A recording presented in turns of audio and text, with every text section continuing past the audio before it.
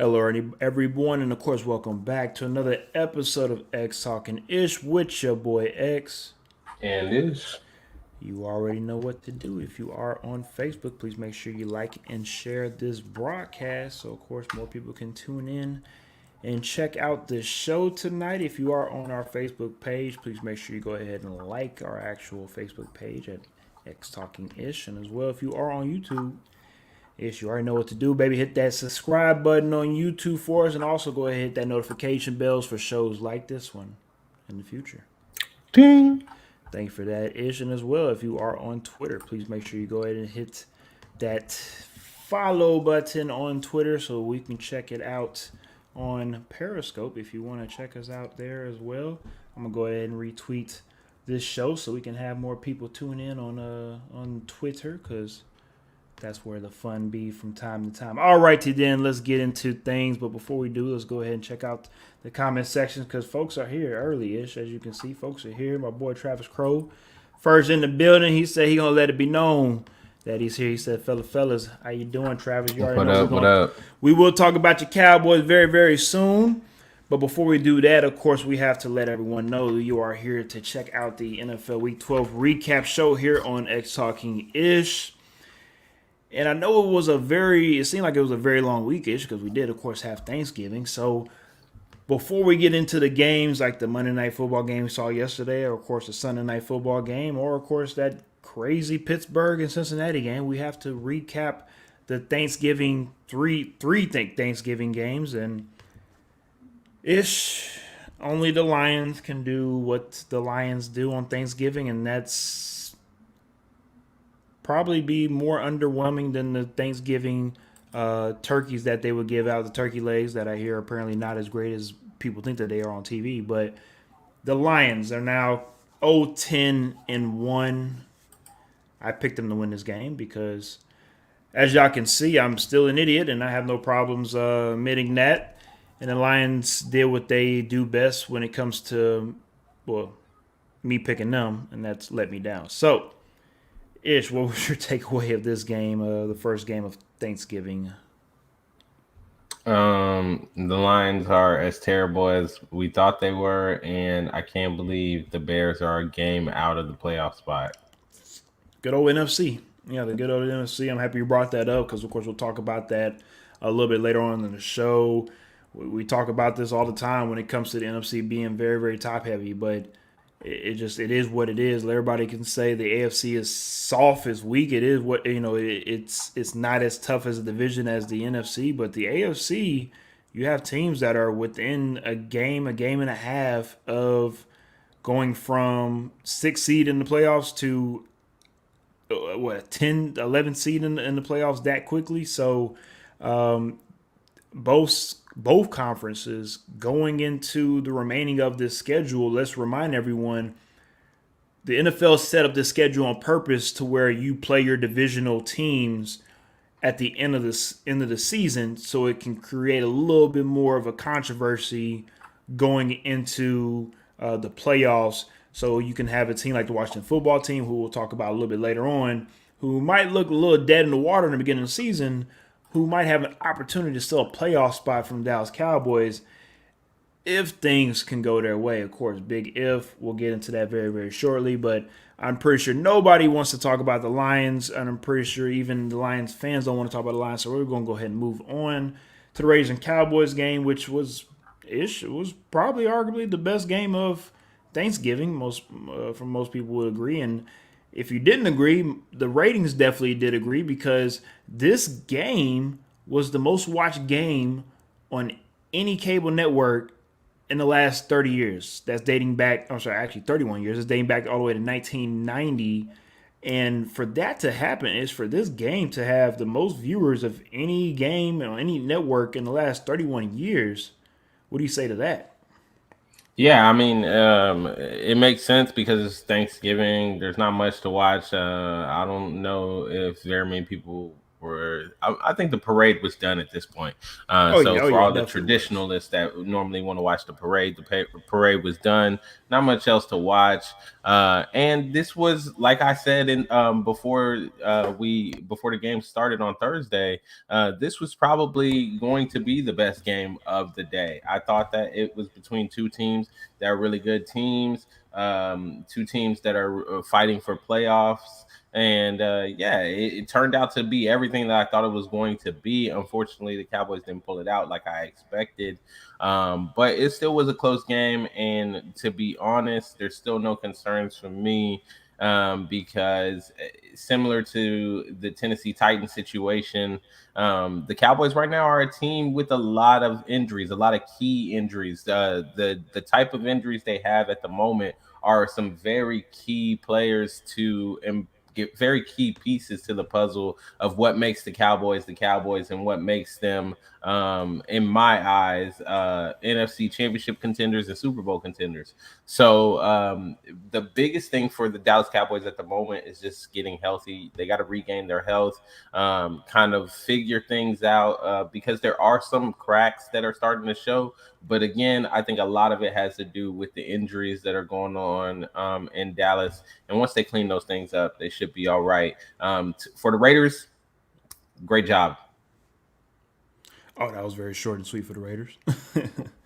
I mean, my biggest takeaway from this game, honestly, is that it's to me, and I joke about it, but I'm very serious when I talk about letting down not just Cowboy Nation, but Jerry Jones. And I'm saying this, I'm saying this with tongue in cheek, but I'm being serious. Why do these Cowboy teams find a way to lose at home?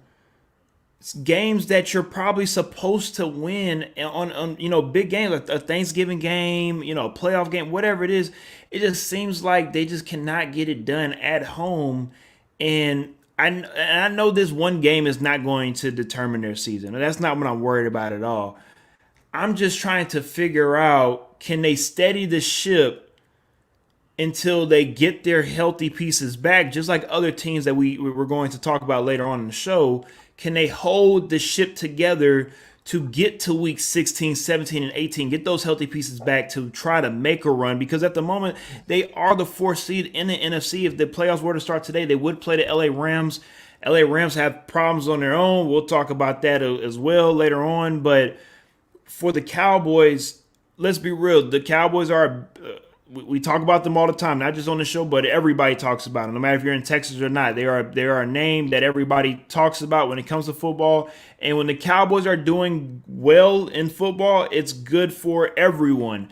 And when they are struggling, it just doesn't make football as fun as it should. So, you are a person that feels like when everything is on fire for the Cowboys, everything's rocking on all cylinders, you feel like this team is not just an NFC championship game type of contender, but you feel like they can make it to the Super Bowl this year. Are you second guessing how you feel about the Cowboys after this loss going into the next part of this back half of this season, knowing that you have to play these divisional games as well, Ish? Not necessarily second guessing. Just expecting them to, come in with a new level of focus. Really, I think for the past 2 weeks, you can't really blame them. They lost to a Kansas City Chiefs team that has kind of been trying to find their mojo. So it's kind of similar to what we're saying about the Cowboys right now. A team that was everybody had questions like, what's going on?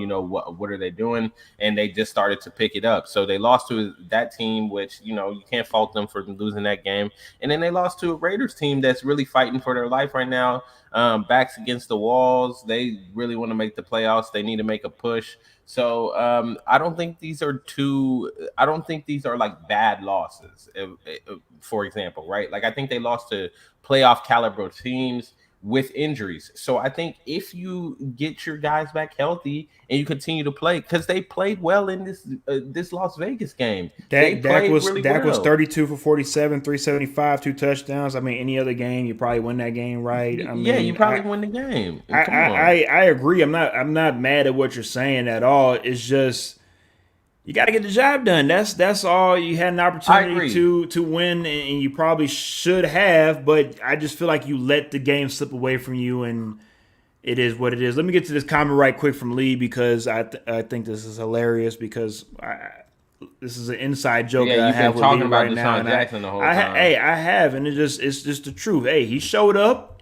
I'm not mad at him. He showed up for his one catch for 57 yards and whatnot, and he did what he does best, and that's become a deep threat for the Raiders for that one game. But let's be real.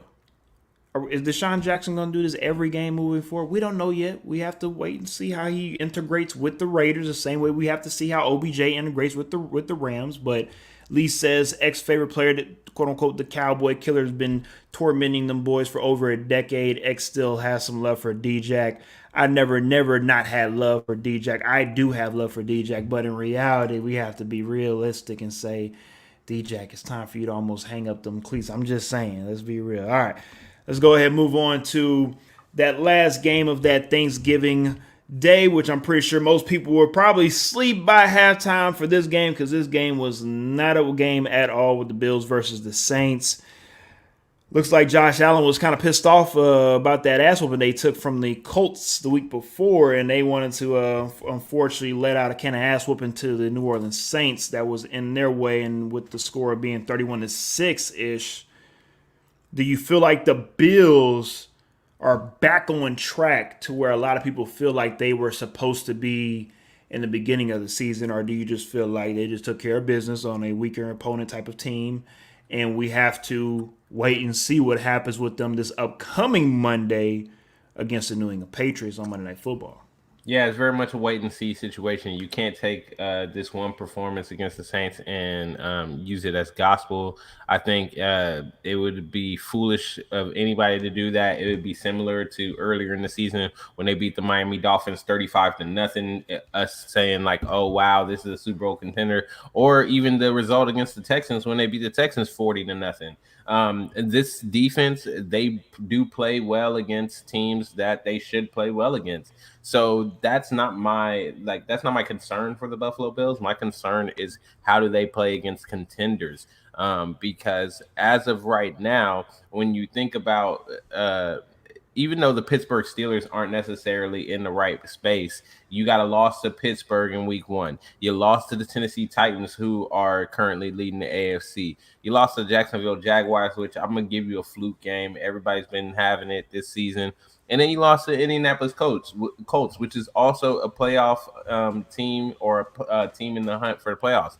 So to me, it's how are they playing against these contenders, these teams that are fighting to get in the playoffs, these better teams in the league? How are they playing against them? We're going to find out these next couple of weeks because you got New England, like you said, coming up on Monday night. You follow that going on the road to Tampa Bay, which that's going to be an interesting one to watch and see how they play in that one. Then you have Carolina at home, which you should be able to take care of business. I expect another performance similar to the Saints performance. And then you follow that one up on the road to New England. So the next couple of weeks, I mean, if we're really looking at this, then I think 3 out of the next 4 weeks is a really tough game for this Buffalo Bills, and it's going to show us what type of team we have going into the playoffs. Is it the team that everybody thought they were earlier in the season when they were performing really well? Or is it the team that's still trying to find their way and kind of up and down and inconsistent? That's what we have to see these next 4 weeks. So that's what I'm looking out for. I don't care so much about the performance against the Saints because, to be honest, the Saints, ever since Jameis Winston, although it pains me to say, Go ahead. ever since Say it one more Jameis time. Winston got Say it one more hurt, time. One more ever time for me. since Jameis Oh, Winston got okay. hurt, the Saints have not been the same team. So I wonder why. Because Jameis was playing pretty well before he got hurt. no, What he you're was saying? not What you're playing saying? well, man. He was. What are you talking about? Why are you still hating on Jameis? He Jameis was haven't played in playing 3 weeks, and you okay. still hating on this He man? was playing okay. He was playing Oh, okay, Lord. man. Okay, mediocre. The X talking his Average. family that's tuning in. I'm gonna need y'all to wake Ish up because he's still asleep.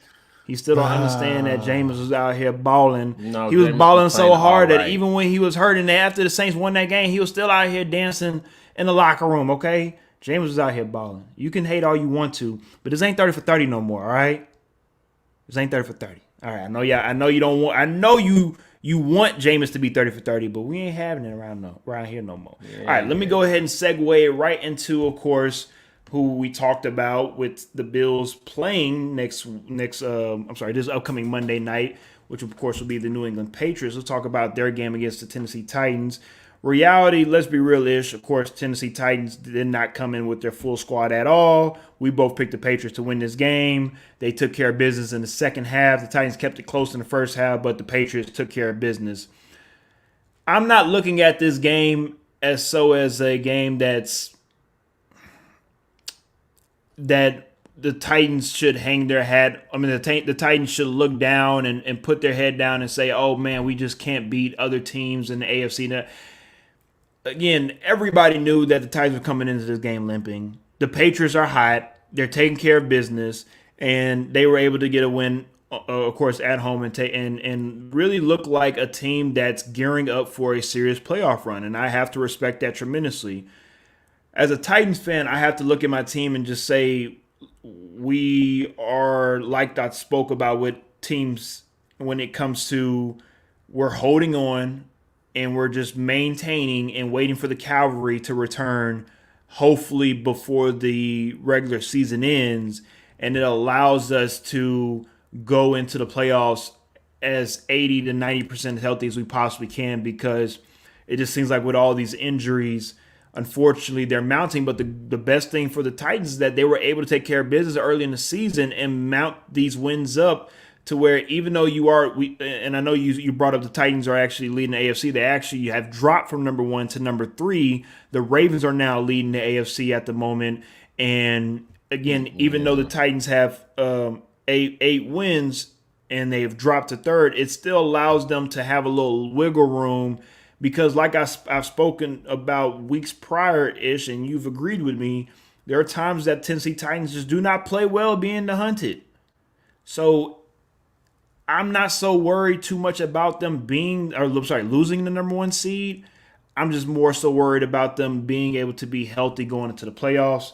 And with the Patriots, I want to see how they play against the Bills. I want to see how that game is going to look on Monday Night Football next week. I'm excited for that game. I think it's going to live up to all the hype that is going to be what that hype game is going to be. Of course, tune in next week, Monday Night Football. We'll be here to, of course, check to recap that first half. But for the Patriots, I think this is their real first test since I think maybe week 3 or week 4. I can't remember right now who they played, but I'm sorry, my bad. My bad. My apology. I'm stupid. I completely forgot. Week 4 when they played against Tampa Bay Buccaneers and they played Tom Brady when he came back home. Duh. I think this is the biggest game since then, and is going to allow the Patriots to really get a gauge on how good they are this season. I don't quite agree with that part. I do feel like they had the overtime loss to Dallas in week 6, and that was a pretty big game. I apologize. I forgot about that game as well. I also think week 8 against the Chargers was a bigger game than at the time. It was a pretty big game. I think the Chargers were in a good spot at that time, and then And I'm not mad at you for bringing up those 2 games, but let's be real. The amount of significance that game was, Brady coming back, playing against Belichick, Mac Jones just really being the child in between the divorce, and he's just really just looking up to mom and dad like, what did I do? Like he was literally the one that was just waiting for them to stop hugging each other for half a second. And that's why I feel like this game, because of the way the Bills are coming into this game, the way that the Patriots are coming into this game, 7-game winning streak now. That's why I have to put it up there with week 4. But you are correct. Those 2 other games, yes, they were important, and also were important to the Patriots in their season. If they didn't beat the Chargers, who knows where they would be right now, right? Yeah. I mean, I get what you're saying from an atmosphere standpoint. This game is definitely I think the Buccaneers game is the only other game that rivals this game as far as the type of atmosphere going into the game. Yes, I 100% agree about that. That's all. And I'm waiting to see how they play. I'm waiting to see how they approach it. It's going to be interesting, especially because they're on the road. For me, the Tennessee Titans, though, I think you said everything. You summed it up. To me, I don't care what seed they get in the playoffs. They could be the seventh seed in the playoffs. As long as they're healthy, to me, they're a threat. So, you know, I don't care how they finish out the season. They just need to make sure they make the playoffs. As long as they make the playoffs, Win the division. it doesn't matter. It really does not matter where they are in the seeding. When it comes down to it, that's not a team I want to face in the playoffs because we know their MO and they are built for playoff football. They're going to run the ball, they're going to control the clock, and they're going to try to keep your offense off the field. And to me, if Derrick Henry can come back, if the King comes back, and you get Julio Jones to actually be able to play, for 2 games. For 2 games, please. If you can get Julio Jones to come back, you get AJ Brown to come back. Like this team, everybody needs to remember when they're 100% healthy, that is not a team. It is a matchup nightmare. So I'm not too concerned about the team as far as the results right now, similar to Dallas. I just need them to get healthy, and then we'll go from there.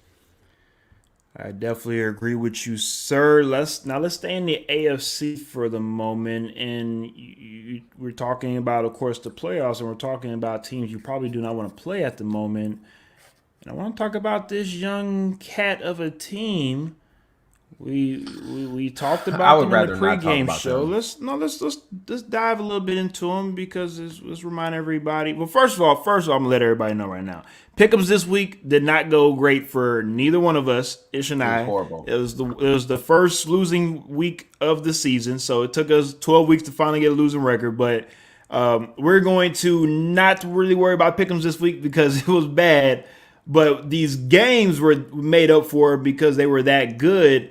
And even though this game wasn't good for the Steelers, it was great for the Bengals when it comes to their psyche moving forward. And really, I think for them building upon themselves the belief that they can actually do something this year. Because just a week ago, we had questions about the Bengals. We didn't know if they would be able to handle the success, because when they became the number 1 seed in the AFC 7 weeks ago, they were only able to have it for a week, and then all of a sudden 2 weeks later you look at the division, now they're last in the division. With them being able to pull out this another win against the Steelers, sweeping them for the first time since 2009, it's amazing. You see some of the rhetoric that's coming out of Pittsburgh right now. Ryan Clark had his say on Get Up. And I don't know if anybody heard the quote that Mike Tomlin just said recently today when it comes to Chase Claypool suggesting that maybe there should be some music played during practice. He pretty much stated that you're the wide receiver, I'm the coach. You worry about catching footballs, I worry about coaching the football team. And from what I'm hearing and what I'm seeing with Steeler Nation at the moment, it just seems like they're worried about the wrong. You have these younger guys. There's no veteran leadership at the moment right now on both sides of the ball. Even with Ben Roethlisberger. Ben Roethlisberger knows he's on his way out. So let's be real. He don't care. He that senior in high school that's on his second semester. He got a month and a half left to go until school's out. You ain't looking at him to actually lead you somewhere successful in life. He's trying to get up out of high school, and that's what Ben Roethlisberger trying to do right now. I'm just trying to collect these checks.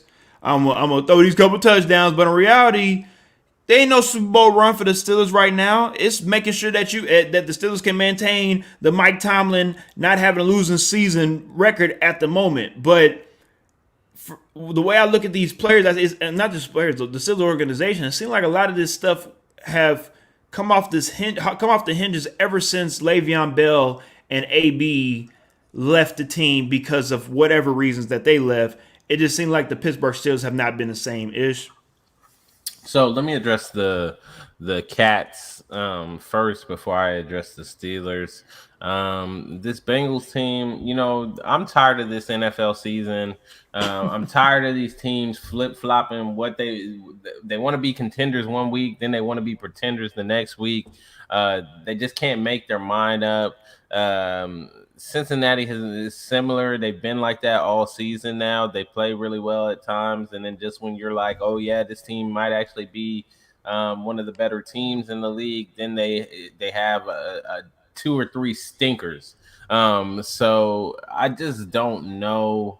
I don't know what to think of the Cincinnati team at the moment. It's hard to trust them. It's hard to believe what you see on a weekly basis because they are so volatile as far as their play. Now, when it comes to the Steelers, um, let me just go ahead and No, I'm sorry to cut you off. Would you like for me to read this comment right quick from Lee? Yeah, go ahead. Into because Lee asks, "What's the Steelers' remaining schedule? Can we get a quick prediction from y'all?" Let me give you a quick prediction. Okay, I'll give out the schedule right quick. Next week they play the Ravens. Loss. They play the Vikings after that. Loss. They play the Titans after that. They play the Chiefs after that. The Browns and then the Ravens.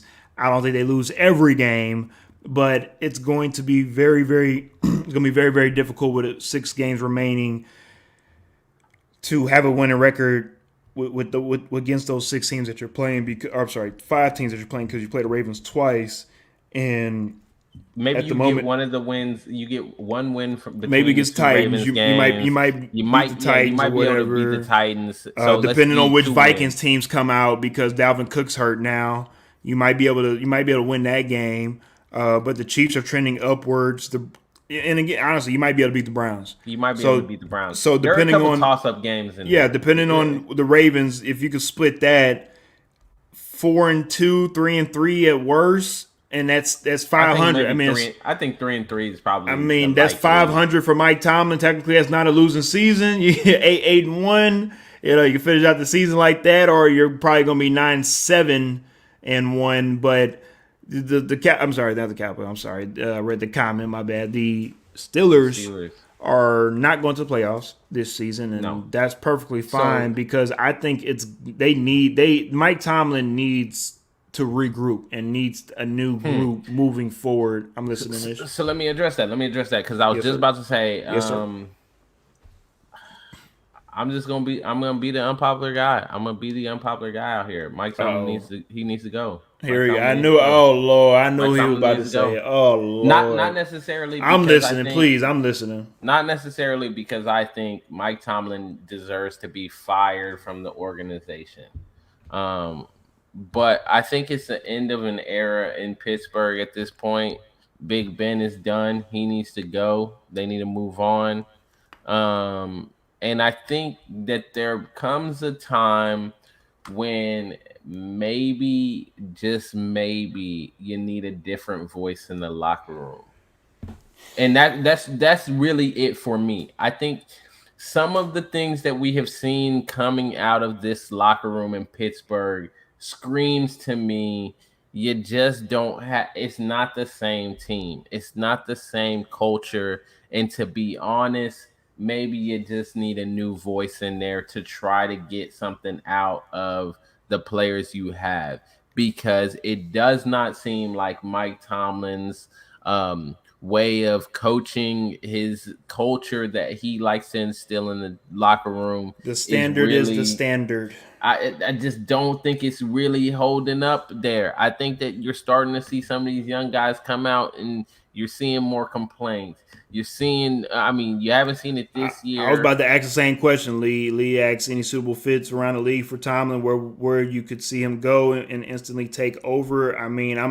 My thing is this, Ish. I understand why you bring that up, but my thing is this: Mike Tomlin,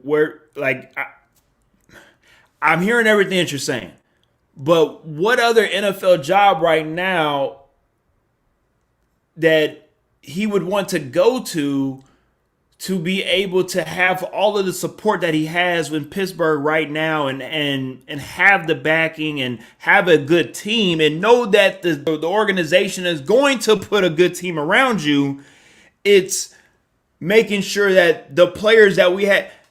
One of course his quotes is he doesn't want hostages. He wants volunteers, right? So if He's you're running out of volunteers in I Pittsburgh. and I understand where you're coming from, Ish, but at the end of the day, let's be real. Is we play football. It's not about all this dancing and hoopla and all that other bull crap that a lot of us want to do. That's what these young kids apparently. But this is my thing though. This is my thing though. Ish. This is my thing though. Ish. It can be that for the young kids all they want to, but when it comes to winning a Super Bowl and trying to be a great like a Tom Brady or like a whoever it is that you want to be great like, you got to cut that kitty shit out. That just it is what it is. And people can say, "Oh, Mike Tomlin being mean, Mike Tomlin being an old fogey, get off my line, all that stuff like that." I got a quick question for you. Is why do you need music during practice? Because they want to have fun. The game is supposed to be fun, right? It's supposed to be fun. You want to know when the game is fun? The game is fun when you're winning. That's when the game is fun. I don't want to hear that. Oh, I want to listen to music during practice because it helps me to catch the ball better. Catch the ball in the game, Chase Claypool. How about that? How about worrying about catching the damn ball during the game? All you're doing is making. Don't say I'm making the point. You're making the point. I'm not at all. You're making the point. You're making the point. My bad. I didn't know music was that important for Chase Claypool to catch the goddamn ball during the game, but continue. You're making the point that the locker room. He has lost the locker room. He wants volunteers. He doesn't want hostages. He's running out of volunteers in Pittsburgh. It is the time. The time is now for the organization. And I'm not saying Mike Tomlin needs to step away. I'm not saying Mike Tomlin needs to go in and resign or something. What I'm saying is, as an organization for the Pittsburgh Steelers, maybe the organization looks at it as, this is the time to transition away from Mike Tomlin. Now, this is the organization NFL that's only had 3 head coaches in their franchise. Now, if Mike Tomlin was to go, the biggest question is, I'm pretty sure Lee wants to ask this as well too, is who comes in to replace Mike Tomlin? I have no idea. So that's no idea. I agree. I don't even know that there's a good option out there. Really, I'm not saying. The thing is, I'm not making the decision based off of, oh, there's a great option out there, or, oh, there's a better fit for Mike Tomlin. That's not even why I'm bringing it up and saying. You're just talking about sometimes it's things where it's a stale voice in the locker room and nobody listens to it anymore. And I got that. You're 100% correct. I'm not saying you're wrong. But let's go ahead and wrap this up so we can finish up on these other games.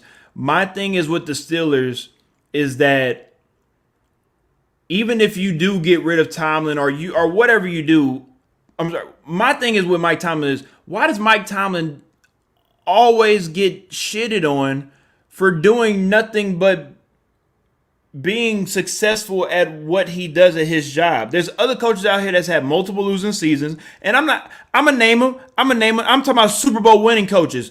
Andy Reid, Sean Payton, Pete Carroll about to be on a losing season right now. There's multiple coaches that has had losing seasons, and you can still look at them like, oh yeah, I'll give Pete Carroll $100 million to come back to USC and come coach. Of course, we know Lincoln Riley's there. I'm just saying, it is like, oh, Pete Carroll, he can get whatever he wants. Why does Mike Tomlin get discredited for? Because he hasn't won a championship in so long? Is that what it is? Or do we get what's the word? Or do we get a prisoner of the moment and we don't appreciate his success until he's gone? No, I don't think that's what it is. I don't necessarily think that people are being prisoners of the moment or that people are discrediting Mike Tomlin. I think the situation is, you don't hear the kind of you don't hear the same issues coming out in Seattle with Pete Carroll. Like, you're not hearing players come out and challenge Pete Carroll's authority like how Chase Claypool is coming out talking about listening to music during practice. You just lost the damn game. Hold on. Let's be real. LOB definitely had a problem with Pete Carroll with them making Russell Wilson throw the ball instead of getting the ball to Marshawn Lynch. But they were still winning games. They were in the Super Bowl. They just came off the Super Bowl. See, the problem that you have with Mike Tomlin right now is they're not playing well. That's number one. So I like got you're you. not playing well. I Then got you you. got the problem with players coming out like, bro, you just lost a game and you over here worried about listening to music during practice. I Like agree with that you. is a We all on the problem. same page. You worry about the wrong shit. That's the, We on the same page. that's Ish. why Mike Tomlin gets the. That's why I think people are looking at it now like maybe Mike Tomlin needs to be moved because when players are coming out after a loss and the things that they're focused on is listening to music during practice, clearly something's not working out in the locker room, and there needs to be some sort of change. Maybe it's not Mike Tomlin. Maybe they need to change coordinators in the locker room. I don't know what it needs to be done, but clearly there needs Something to needs be to some change. sort of change in I, that like hierarchical status of the team because the locker room seems to be in disarray right now. I know Juju hasn't been dancing, but last year we had the problem with Juju dancing all over the place. Now we got the problem with Chase saying they need to listen to music during the practice. well, It's again, just maybe there's too much if going Chase on. Ass can catch the damn ball, he wouldn't worry about this. But Yeah, anyways, that's true. let's go ahead and move on. We talked a little bit more about Yeah, Steelers yeah, than I wanted to. We apologize for that. Let's talk about this game because we talked about this in the pregame show. Ish, we're gonna spend not that much time on it because let's be real. Most likely the Panthers will not be going to the playoffs. We're gonna keep it very short and sweet because when the Panthers needed Cam Newton to step up, he did not do that. And look, I know that Christian McCaffrey got hurt during this game. I don't care I about that. I know that Cam Newton don't have all the weapons that he wants. Oh, Right? Hey, shut I'm that. just look. I'm just letting you know from the people that love Cam Newton that want to throw out all the excuses for Cam, right? But when you have a passer rating of 5.8 and you throw 5 for 21 for 92 yards and 2 interceptions, sir, there is no saving you on that one, boss. I'm sorry, but it's 5 for 21. I thought this was a Tua stat line. I thought it was Tua at first. Tua out here 27 for 31 against the best, quote unquote, the best passing defense in the league, which it ain't. It's just by statistics, what I tell you all the time. Don't be listening to statistics. Y'all need to watch the games. Statistically, it's the best defense out there, but in reality, Tua went out here and carved them up, and you have Cam Newton out here. We said this ish. If he has a bad performance, I do not see them making a playoff run because it's just not. The rest of the schedule does not favor them at all. Not at all. Let me get to this comment right quick because I know what Travis is saying. Travis, not this one, but he says Cam needs to hang him up, which I definitely agree. But he says this comment, and a lot of people keep saying this. He says he hasn't been that guy since the Super Bowl run. That's actually not true. I honestly feel like he hasn't been that guy since 2019 when he had that shoulder surgery, and he has just not been able to throw consistently down the field at a rate that he was doing when he first came in the league. I know a lot of people don't believe me, but if you go back and go watch when Cam first came to the league, he could throw the ball down the field, flick of the wrist. Now it just seems like he's shot putting. It seems like he's just shot putting the ball, and he's not comfortable for the last 2 years, especially when he was in New England. If you watched him in New England, it's a reason why Bill Belichick has moved on from Cam and went to Mac Jones. Like, it doesn't take a rocket scientist. The NFL is not racist when it comes to they want Mac Jones to succeed and not Cam Newton. It's literally the unfortunately Cam Newton's body is breaking down in front of us, and he knows that. I know that. Everybody knows that. And unfortunately, Cam is either going to have his ego tell him, either his ego is going to push him out of the NFL quicker, or if he takes a couple step back and say, maybe I could be a serviceable veteran somewhere, backup somewhere, maybe I can still stay in the league for 3 or 4 more years, collect these checks and keep moving. But honestly, I don't think his ego will allow him to do that. Ish, what's your thoughts? I mean, it's almost as if we predicted it when they announced that he was signing. I mean, if we want to go back to that video, we had the conversation, and then I wonder where your friend is that was commenting and letting us know. That's my boy. Yeah, that's my boy Dominique. I'll talk to him at work. Don't worry. He's missing. He's MIA right now because it's exactly as we said it was going to go. Not very well, because Cam is he's over the hill. He's not the same guy anymore. He's played really poorly, and to be honest, he's cost this team a chance Low at the key though. playoffs Low key because though. 0 Because let's be and real. 10 in the What if they would have last 10 gave games JP he Walker the started. opportunity? They should have gave him the opportunity. They should have let him play. He was playing okay. I'm not saying that PJ Walker is playing amazing, but he's playing okay. He's playing well enough that he You would got have Taylor kept him in Heineke. You this got Taylor game. Heineke with the Washington football team. You have some of these other serviceable quarterbacks that are at least given an Andy opportunity, Dalton. and they both came from the same league, the AAF, where they were allowed to have these second chances. And the Panthers gave PJ Walker a second chance, and he played well last season. And why don't you see what you can get out of him There was continues no need this to bring season? Cam in, and I said that. I Morale, said, why baby, would you bring this morale, guy in? Oh, you said the morale. morale. Yeah, your morale's really up after losing 2 games in a row, right?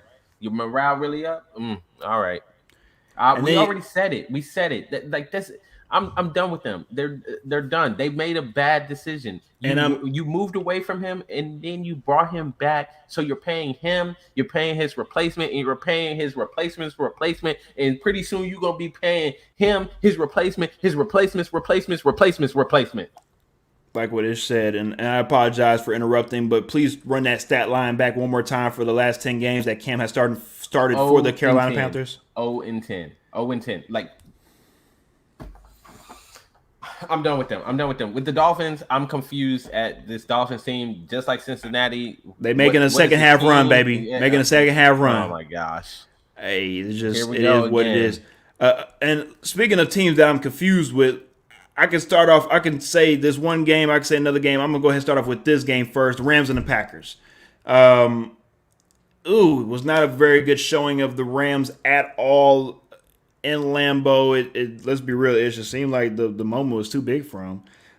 Even with all the additions to the team, yes, Matt Stafford played pretty decent, 21 for 38, 302 yards, 3 touchdowns, and a pick. It just seems like Aaron Rodgers, of course, is playing on another level. I don't know. I don't know if it's the COVID toe. I don't know what it is, but whatever A-Rod got, I don't know if it's the long hair. I don't know what it is, but I needed A-Rod. Let me know if it's the COVID toe. I'll put my toe right now, and I can get those QB types of throws. And my real question is though, seriously though, is now this man said he has his toe hurts more than turf toe, right? But you ain't out here moving like your toe hurt worse than turf toe. I don't know. I ain't saying you lying, The A-Rod. man I'm got just saying. he got an injection. He said I would hope again, so. He can said only that. feel 9 toes. Yeah, he said he can only feel. Okay, 9 I didn't know. toes. Okay, Like, and he I couldn't even feel it. Okay, and I asked that when it comes to most likely I was assuming that he would get shot up before the game. Yeah, he did. Seemed like he did. Okay, great. That's why he played the way he played. So Yeah. okay, the biggest questions coming out of this game is: are the Packers a legit NFC Championship contender, and are the Rams finding a way to blow an opportunity going all in this season? Ish. The Packers are a real deal contender for sure. It has to be said. I think there's a top tier in the NFC right now. Tampa, Green Bay, Arizona are the top tier. I think Dallas, I can't put them up there right now because of the injuries, but I do think if Dallas were healthy, they would be in that conversation as well. We talk about the NFC being top heavy. The NFC is very top heavy again this year. For the Rams, are we going to talk about OBJ potentially being cursed or something? Or hey, I didn't want to talk about that, but let's just wait a couple more games, right? Like I said with Deshaun Jackson, let's wait and see how because he got him a touchdown. And if you want to go back and go see our pregame show, hey, we said 5 receptions. Ain't no we. I said it. You said 5. You said 5 catches, 60 yards, no touchdowns. Yeah, I said 60 yards, no touchdowns. I said 5. I said 5 catches, 80 yards, 1 touchdown. Technically, it was 81 yards. You were right there, 81. You were right. My point is, you hit it on the nose. If anybody wanted to go to Vegas, you should have took me. We would have won some money. That was my point. But on a serious note, when it comes to the Rams, I don't know about you, Ish, but I am very worried. I am worried because you went all in on this season. You Matt Stafford at the beginning of the season, it looked like everything was working perfect for you, Sean McVay, right? And all of a Now sudden, it's everything is kind of like, right? You brought hmm in Von Miller, you brought in OBJ, hmm and you expect it to get better, but it seems like the more you get more, it seems like when you get more talent, you're getting worse, and that's crazy to me, right? I mean, it seems. I don't know if you've seen that in football, basketball, baseball, where people will get more talent, you're getting worse as a team. That I've never seen that before, but going to OBJ, it's really baffling to see this man go from just 7 years ago, going from the one-handed catch, right, and everybody expecting him to be the next best thing, and to now being looked at as a guy that not even a curse or cancer, or none of that stuff, or any of that. It's just doesn't seem like you're fitting in with the offenses that you're playing. So besides that, I know another thing a lot of people are forgetting as well too is that, remember, Cam Akers got hurt before the season started, tore his hmm Achilles. And I think that's another thing realistically, and I know nobody cares about injuries, but it's just realistically, if they had a consistent running game with Cam Akers, yes, they do have Darrell Henderson. There are games that he go off, he plays well, but he's not going to give you consistent 20 carries for 80 to 120 yards every game. That's what Cam Akers was there to do. And I think with him not being there, it it did doesn't hurt the allow offense. you to Yeah. make the offense the way that you want to make it for Sean McVay, hmm and he's working with what he has, and nobody's going to feel sorry for Sean McVay at all, right? Nobody feels sorry for you at all, but I just look at that as well. I think a lot of people forget about Cam Akers not being there. Yeah, I mean, it's definitely a piece missing to the puzzle there, because the run game has been so up and down, and it lacks that consistency to make you actually respect it, right? And because teams don't actually respect the threat of the run game, it changes the way that they approach the this offense, and Oh they've yeah, been able to really, double team Cooper Cup, make the adjustments in the secondary. Robert Woods going down also didn't help them, because that he was actually a really good number two weapon, and I think and he with knows the offense. and he knows the offense. I think with OBJ, you're gonna have to give him a little bit more time to Oh gel with yeah, oh Matt yeah. Stafford. But I think what we are seeing though, and we had this discussion after the first game, there's something to be said about these quarterbacks feeling the need to get To OBJ force the to force the ball. ball, yeah, Yes, yeah, to force yeah, the ball to him. And I mean, is that causing, Matt Stafford, even if he isn't throwing it necessarily to him, maybe he's holding the ball a little bit yeah. longer Mm-hmm, because he's mm-hmm. trying to read that and see if he's there or whatever. Like, those are things that people need to consider when you look at why it seems like there's been a regression from Matt Stafford of late. Not to say that he's playing completely poorly, but to say that he doesn't look the same as he did earlier in the Not at season, all. and No, not at something is all. definitely contributing that. I But definitely agree. we'll have to wait and see with the Rams. Luckily for them, I mean, they're still in a situation where they're making the playoffs. And they're very much in a good spot for the wild card, but they're gonna need to turn things around pretty quickly, Oh yeah. because I don't know how long they'll hold that spot if they continue to slide. No, I definitely agree. Go to the comments right quick. Travis Crow says Packers are the team to beat in the NFC, in my opinion. Yeah, It's them, the I kind of feel Cardinals. like that's It's slightly disrespectful to my man Cliff in I Arizona. agree. I agree, but I will say this: it's not disrespectful. You ain't never been there before. A Rod's been there, even though he's lost multiple times. At least we know A Rod gonna get to the NFC Championship game. We haven't seen the Cardinals there. He don't run like a toddler though. Hey, you correct, but he a bad boy with that ball in his hand. I'm just saying. All right, let's go ahead and get to one of the better games on Sunday slate as well. The Buccaneers Colts ish. I don't know about you, but I definitely watched this game from the beginning to end, and I loved watching this game because this is the perfect game of showing people the tale of two halves. If you watch that game, the first half was a completely different game compared to the second half, and that second half is what helped the Tampa Bay Buccaneers win that game. And unfortunately, it just seems like Carson Wentz is playing like Carson Wentz of old, and I'm talking about Philadelphia Carson Wentz. And the Buccaneers, the way that they played that game on Sunday reminded me of how they were making the run last year and being able to run the ball again, set up that play action for Rob Gronkowski, and being able to dink and dunk if they have to, and being able to control the game, the pretty much the game. That's what Tom Brady did in that second half.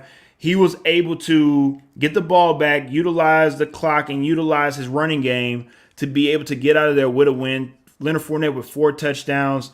Rob Gronkowski, of course, had a touchdown, and they were able to get out of Indy with a win. Shout out to Andrew Vaughn. Always thought says, great show, guys. Have a great night. We appreciate you for tuning in, Weezy.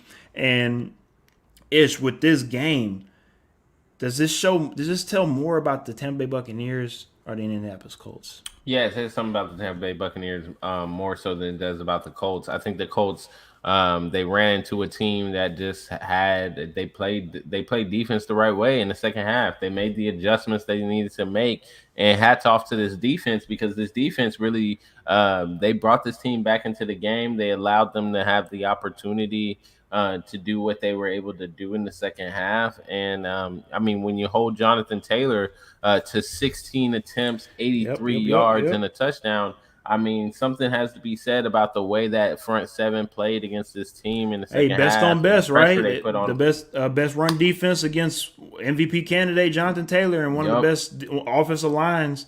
And I think that was a great showing on when it comes to the Buccaneers. Again, being able to show themselves that we can make another run at it. Like look at what we have. We're still good. They're banged up too in the secondary still. They still have guys that are coming back as well. And it was great for Tampa Bay. And I talked about this in the pregame show for Vita Veda to be back because he made an impact even with definitely. losing a tooth and not having a tooth anymore. He made an impact because that is what he does, and he's been doing that since college. He's a difference maker for this like team. A mug. When he's in there, when you have Sue totally and different. Vita Veda, bro, I mean, it's not good. It's not good for any offensive line. So for me, watching the Buccaneers, I'm looking at them, yes, as gearing up for another run, but it all depends on can they have that consistent running game.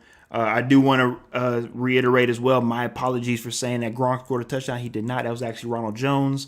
So my apologies on that. But other than that, I think the Colts let a great opportunity slip away from them, and they are going to find a way to hopefully get a wild card spot in the AFC. Yep. All right, let's go ahead and finish this night off with a couple more games. And let's get to the Vikings and 49ers.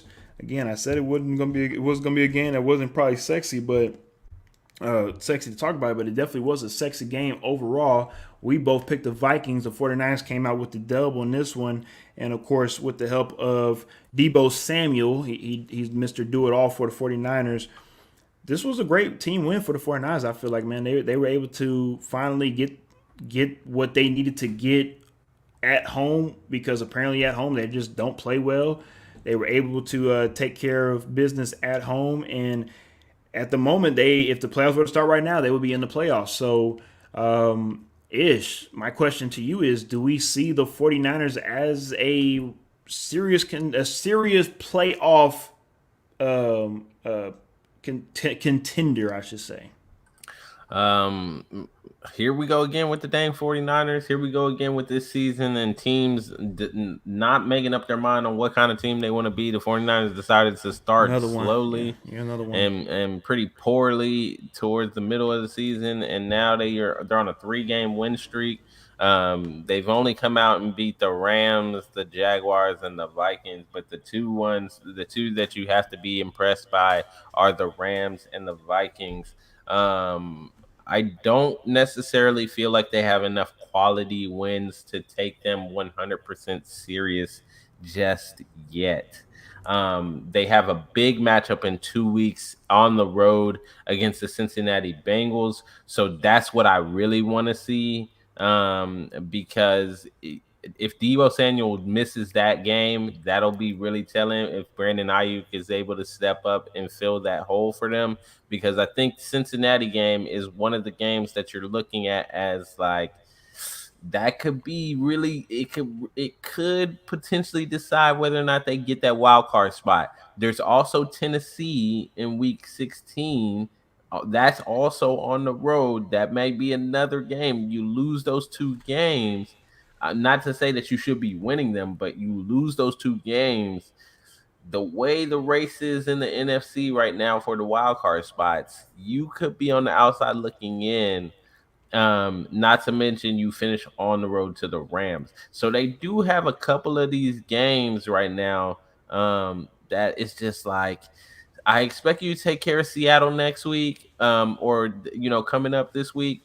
But then that Cincinnati on the road, Tennessee on the road, and then closing the season with LA on the road, it seems like the schedule might lend to them just missing the playoffs. So I'm a little concerned about that. But if they do sneak in, we always talk about the mentality, the way they approach the games, how they come in and they fight.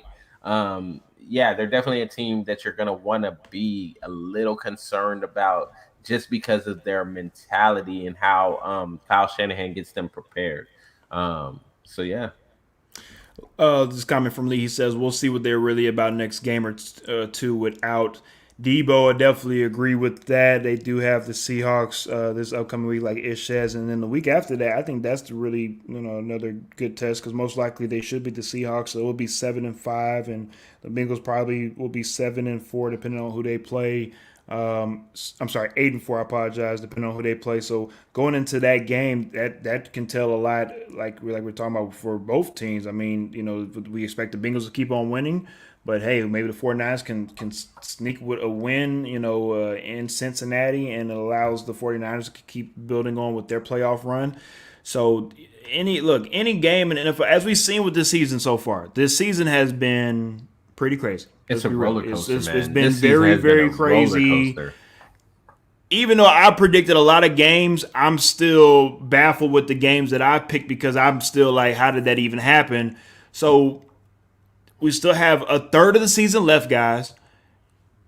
Let's strap in and let's hold on to the roller coaster because that's what it's going to be at the rest of the season because we have all these divisional games left and it's going to be very exciting. Speaking of divisional games, let's talk about this Sunday night football game with the Browns and the Ravens. And Ish, before I let you talk about this game, I gotta say one thing. I gotta say first because I'm watching this game with my wife, right? And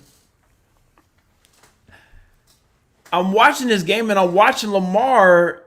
Besides the interceptions, besides all that stuff, right? I'm watching this man literally run around for his life to not get sacked by Myles Garrett and Jadeveon Clowney, right? Not once, not twice, not LeBron talking about how many times he's going to win in Miami. I'm talking about like at least 7, 8, 9, 10 times, right?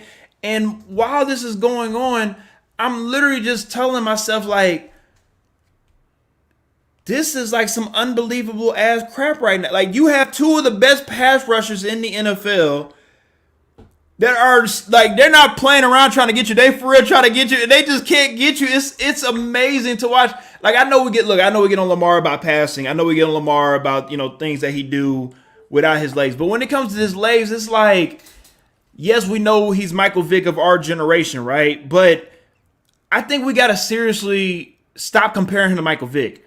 I think we seriously have to let people understand and realize like this is Lamar Jackson. Like let Lamar Jackson be Lamar Jackson. Yeah. Let Michael Vick be Michael Vick because the things that Lamar Jackson was doing on Sunday night, I was seriously just like, this is some backyard football bullshit.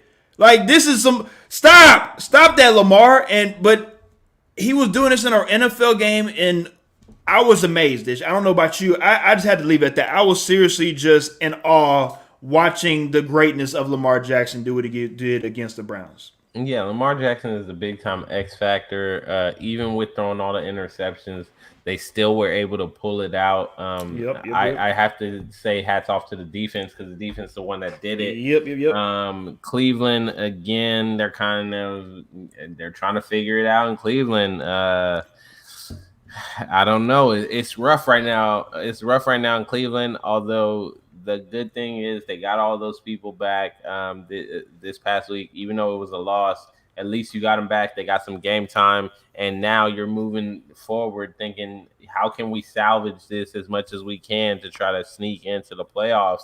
Because they're very much still in the hunt at 6-6, but it's just going to be trying to figure out how do you go about your business in finishing out this season, because you got this bye week, which is going to help get people healthy, but as soon as you come back, you play the Ravens again. Yep. Then you got the Raiders, who we just saw what they did to Dallas Cowboys. Then you got the Green Bay Packers on the road. Then you follow that up with the Steelers on the road. And again, it's the Steelers who haven't been playing that great, but on the road in Pittsburgh, you never know what's going to happen. And they all hate each other. Yeah, and then you finish the season with Cincinnati. So like I said, they're going to be trying to figure out how do we rectify this so that we can try to get into the playoffs, because right now they're on the outside looking in. I don't know how that's going to go, but Lamar and the Ravens, they definitely are a team that people are going to have to – they're going to have to see what they can do. I know that we talked a lot about the blitzing and how they haven't been able to pick it up, but we just saw 4 interceptions, and he still found a way to win this game. So, yeah, I mean, they can't pick up the blitz. We got to figure something else out. Hey, one thing I will say, and my Titan delusional fans, they will talk about how Tannehill's an elite quarterback and this, that, and the third. I call crap on that, because an elite quarterback does what Lamar Jackson, Patrick Mahomes, Aaron Rodgers, Tom Brady, they do what they did, and that's what Lamar Jackson did, was have a bad game for 4 interceptions but still found a way to win. And that's what elite quarterbacks do, and that's what Lamar Jackson did. He's an elite quarterback. He's been that. He's going to continue to be an elite quarterback. The question is when will he finally win that Super Bowl that he most likely, of course, is coveted to get. Now, before we get into the AFC and the NFC playoff standings, though, with the Browns, I know, of course, you have more people coming in off the injuries and all that good stuff, but let's be real-ish.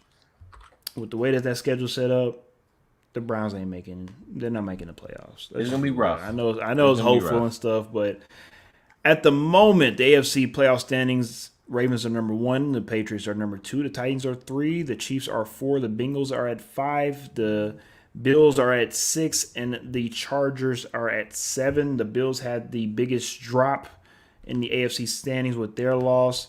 And in the NFC at the moment, the Cardinals are number 1, the Packers are 2, the Buccaneers are 3, the Cowboys are 4, the Rams are 5, the Niners are 6, and the Washington football team are at number 7 at the moment. The Cowboys and the Rams for the last 2 or 3 weeks love switching spots with one another, so that's what they've been doing for the last couple of weeks. So let's go ahead and get into, of course, the pick'ems at the moment. Like I told y'all, pick'ems was not good this week. Bad. Yeah, it was horrible. So, but at the moment, X has 111, 68, and 1. And Ish is at 106, 73, and 1. And as always, thank you very much, Lions, for the tie. Y'all suck. And fantasy football standings at the moment, the NFC, number 1, Smokey Joe. Number 2, Kiss the Baby. Number 3, Club Shay Shay. Number 4, Bishop Sycamore. Number 5, Brady's Mavericks. Number 6, Bay Area Bully.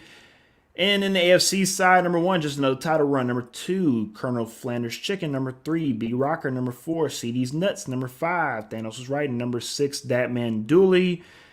Ish, we have 2 more weeks of fantasy football regular season, and we go right into the playoffs. It looks like right now, Ish, hey, you in a good standing. You will be in that championship bracket. Shout out to you. I most likely will be in the toilet bowl, so I'm going to enjoy my toilet bowl success and maybe hopefully get a stinker of a championship out of that toilet bowl. But it's a dynasty fantasy league for a reason, so we're not worried about who wins the first championship. We're worried about who can win multiple championships and who can actually build a real fantasy team. That's what we're trying to see. Other than that, we're about to get up out of here. It's the reason why we didn't talk about some of these other games, because let's be real, nobody really wants to talk about them. And we will be back, of course, Sunday morning to preview all of the games that we have, of course, on Sunday. And Monday, of course, we'll be here for Monday Night Football. And, of course, Tuesday we'll be back for week 13 recap of Monday Night Football. We appreciate the love, Travis. We appreciate everybody for tuning in. Travis. We appreciate Thanks to everybody. And before we get up out of here, before everybody else get up out of here, we have officially hit 1,000 views, 1,000 listens on our podcast. So we appreciate everybody for tuning in. Yes, we do. So everybody that's going to be tuning in to this podcast that I'm about to put up after we get done, we appreciate everybody, I swear, for tuning in because I know you don't know this, and I'm about to tell everybody for the first time. I check our podcast numbers every day, and for some reason, over the last 2 days, our podcast numbers have just skyrocketed. It went from being like having 10, 15 views for a couple of podcasts to being 30 to 40 listens like overnight. I don't know what happened. I don't care. I just appreciate the love. And we're going to continue to keep giving y'all great work. And we have more and more things besides talking about NFL football that we have in the future. So please just stay with us. We love y'all. We appreciate y'all. And we will see y'all on Sunday morning, bright and early, 10 o'clock. Please tune in to X Talking.